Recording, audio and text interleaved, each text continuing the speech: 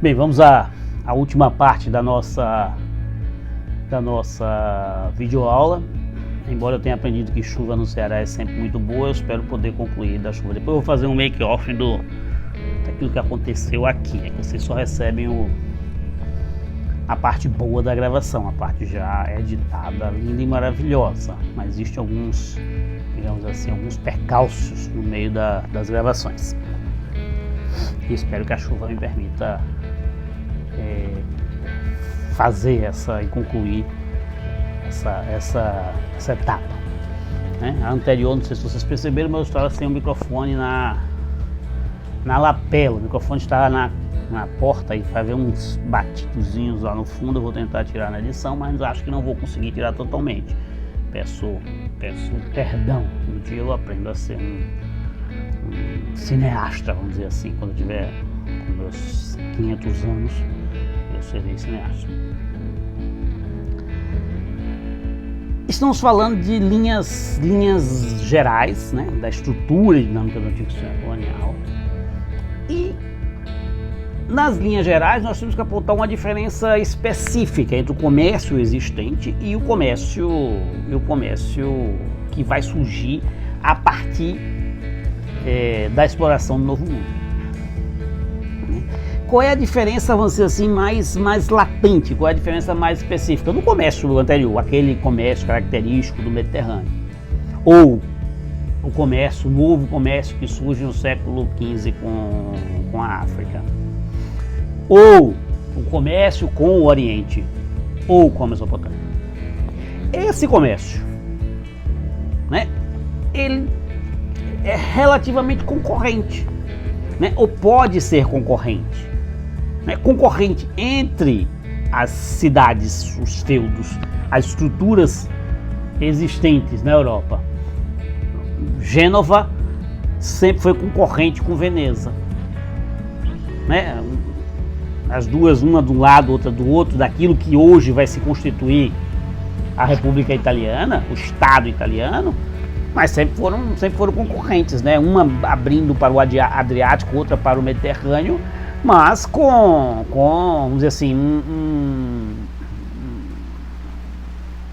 um comércio, chamemos assim, muito parecido.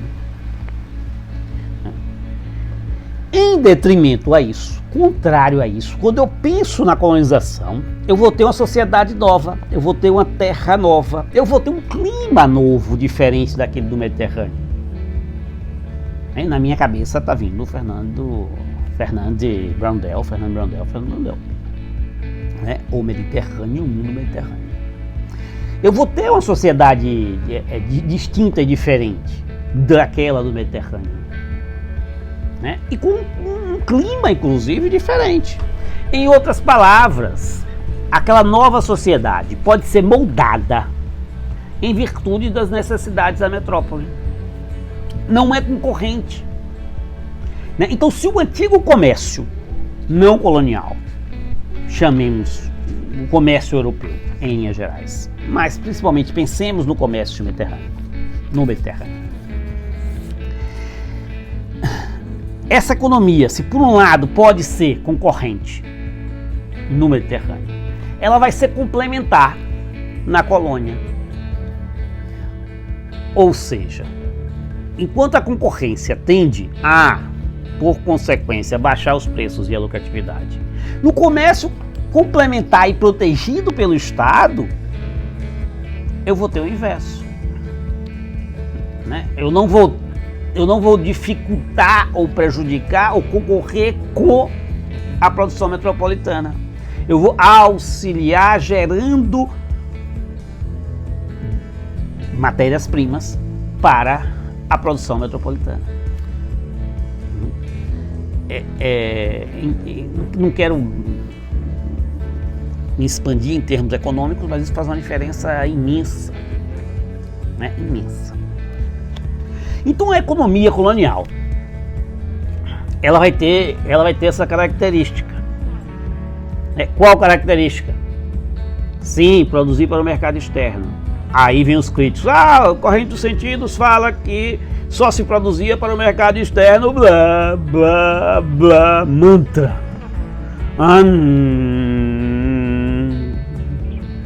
Não, a corrente de sentidos, não, a gente está cansado.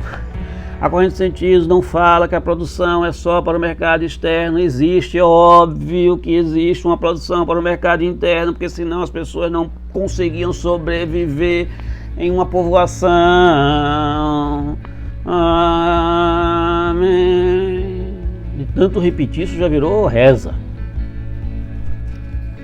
Mas, em linhas gerais, na lógica geral do antigo sistema colonial, sim, a produção é para o mercado externo. A grande herança que se mantém até hoje é de enormes plantações agrícolas na mão de poucos, se eu penso na América Portuguesa, se eu penso no Brasil. Imensa quantidade de produção agrícola na mão de poucos de produtos primários. Não é isso que define hoje a economia brasileira? Não é, Diva? Então, essa produção para fora vai produzir o quê? Aquilo que não existe na Europa. Vai produzir produtos tropicais, não concorrentes. Não é necessário concorrer com os produtos europeus, porque é impossível produzir produtos tropicais na Europa. Associado a isso tudo, o grande encontro, o grande filão, que é você encontrar os metais nobres, encontrados de uma forma na América espanhola e de uma outra forma na América portuguesa. Isso aí de uma terceira forma na América inglesa. Mas vamos dizer assim, em linhas gerais, esses três itens que eu coloquei aqui é que vão dar o sentido da colonização.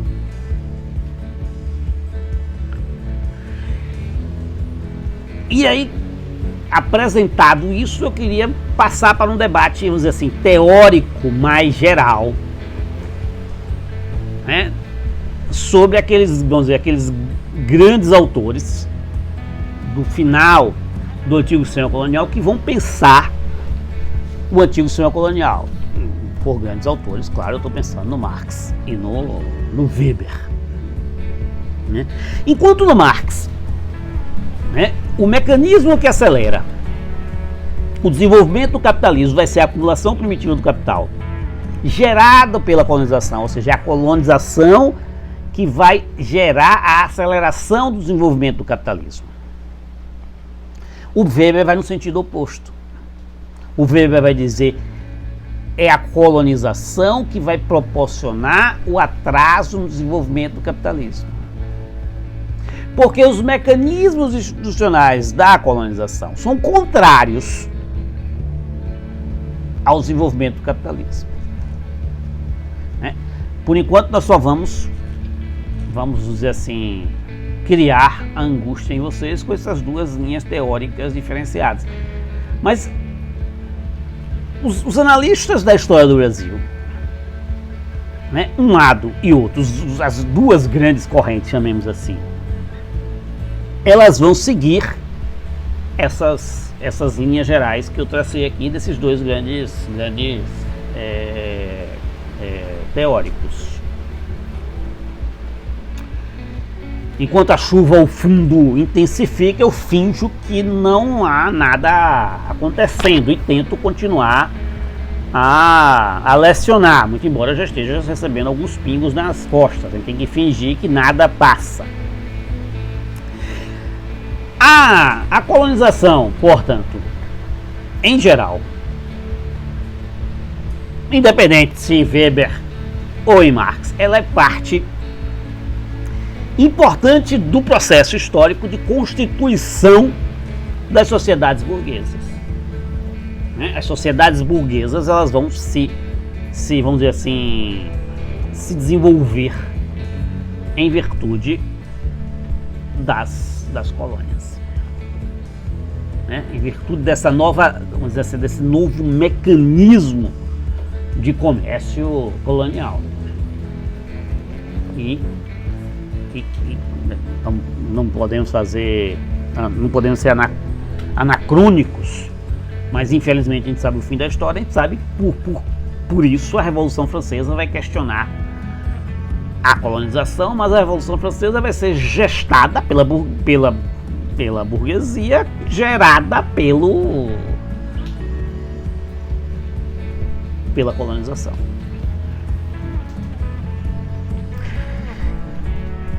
Veja, vou novamente me repetir, estamos falando de colonização em geral.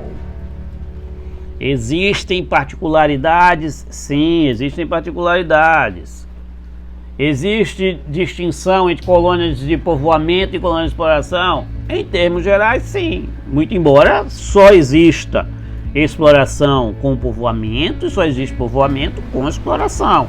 Mas em linhas gerais, se eu penso na Nova Inglaterra, se eu penso na colonização inglesa, que ainda não é nosso mecanismo, em linhas gerais, a Nova Inglaterra, né, aquela região, vamos dizer assim, do norte, do que hoje é o norte dos Estados Unidos, ela de fato está fora da lógica geral do antigo sistema colonial. Fora em termos, digamos, ela está à margem, né? Está à margem, não é estar fora. Né? Ela é marginal ao processo de acumulação colonial, mas veja como ela depois se integra. Né? O rio Mississippi, que vai fazer o processo de integração do norte com o sul, e que vai desenvolver um comércio interno entre as farms do norte e as plantations do sul, vai ser a integração dessa lógica interna da Nova Inglaterra com a plantation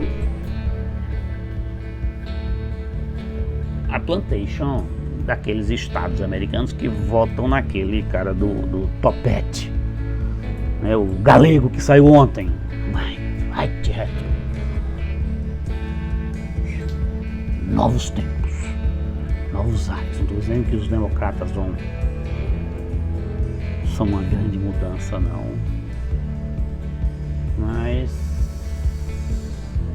eu acho que é uma mudança grande. Né? Não é uma grande mudança, mas é uma mudança grande. Por que eu cheguei nisso, senhor? Na farms e das plantations, né? Da pequena produção agrícola e da grande produção agrícola, nos moldes das produções agrícolas, por exemplo, do Caribe. Por Caribe, algumas partes do Caribe, por favor, não generalizem, e do Nordeste brasileiro, por exemplo. Essa colonização da Nova Inglaterra é, de fato, oriunda, gerada por crises políticas religiosas.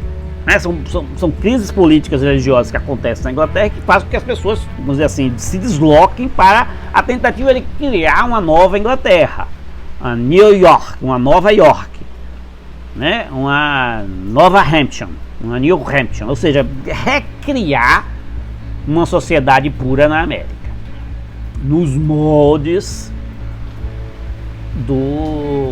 daquilo que existia na Inglaterra. Mas vejam, essas também não são zonas tropicais. Né? Eu estou me antecipando, esse é um debate que a gente vai fazer na América, não vai fazer no Brasil, mas eu estou me antecipando, não são áreas necessariamente tropicais. Né? Se eu penso em Nova York, não é uma área tropical. Em resumo, falando besteira, neva em Nova York. A gente vê nos filmes. Então as colônias de povoamento, se existem, e de certa forma elas vão servir de complemento à economia central. Né? Foi assim também na América Portuguesa. Se eu penso, por exemplo, nas pequenas produções agrícolas paulistas, em determinado momento ela vai servir as minerações. Ou não preciso nem ir em São Paulo. Uma coisa são as Gerais, as Minas Gerais. Né? Uma coisa são as Minas, perdão, outra coisa são as Gerais. E aí eu estou separando, Minas é várias. Guimarães Rosa não é um erro de português, eu estou só citando o grande autor. Então essas estruturas que são voltadas para a internalidade, os segredos internos, não negam necessariamente a produção para exportação. né? Não existe uma produção só para exportação. Mas vocês podem, pelo menos sob uma perspectiva didática, separar a farm para o mercado interno, ou a pequena propriedade agrícola para o mercado interno, e as plantations, as grandes propriedades agrícolas, que vão ser destinadas ao mercado externo. E aí com uma característica muito mais próxima daquele conceito de colônia de exploração. Em resumo, para a gente finalizar essa teoria geral e separar as turmas novamente. Aquelas colônias ditas de exploração, elas estão ajustadas ao sistema, né? Enquanto as outras, ditas de povoamento, estão à sua margem. Não quer dizer que esteja fora do sistema. Novo argumento para vocês pensarem. Eu agora vou ter que me enxugar e editar essa coisa aí. Abraço. Perdão, voltando, mais um erro. Eu esqueci lá atrás de ler o Mediterrâneo de Blondel. Mas vou fazer agora no final da aula como um pós-scriptum. No volume 2 de O Mediterrâneo, Blondel vai dizer, na verdade, a argumentação de Joseph Schumpeter, da teoria do desenvolvimento, repete as velhas lições e velhas leituras, onde o acaso nos historiadores tinha as costas quentes. Afasta, subestima o Estado, quando ele é, pela mesma razão do capitalismo, o fruto de uma múltipla evolução. Na realidade, a conjuntura, em sentido amplo, contém também no seu movimento as bases políticas. Favorece-as ou abandona-as. E, quando um jogo recomeça, quem ganha nunca são os antigos vencedores. A mão passa.